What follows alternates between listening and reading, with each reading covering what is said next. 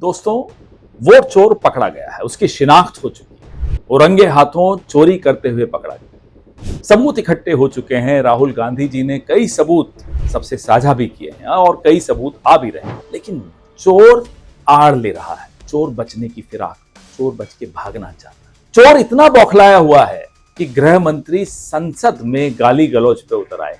तो मैंने सोचा सलाम चोर इतना बौखलाया हुआ है कि प्रधानमंत्री वंदे मातरम जैसे एक पवित्र गीत पर बहस करवाने लगे, अनर्गल बहस कराने लगे। ये इन सवालों से बचने की साजिश है। जो सवाल हम चुनाव आयोग, जो ज्ञानेश कुमार गुप्ता का एक वोट रैकेट चल रहा है, उसके खिलाफ हमने जो सवाल पूछे, सवाल बड़े स्पष्ट हैं। जवाब भाजपा अपनी अपनी तरीके से दे रही है, लेकिन जवाब मिल नहीं रहे।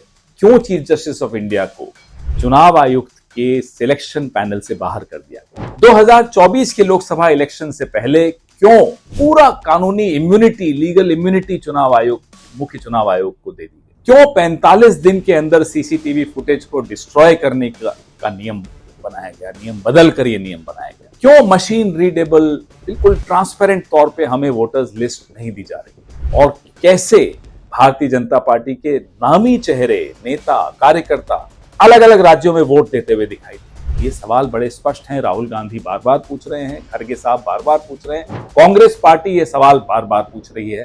लोगों के मन में एक दहशत है। दहशत इसलिए है कि लोग जानते हैं कि उनकी आंखों के सामने, उनकी नाक के नीचे जो हो रहा है वो सबको दिख रहा है।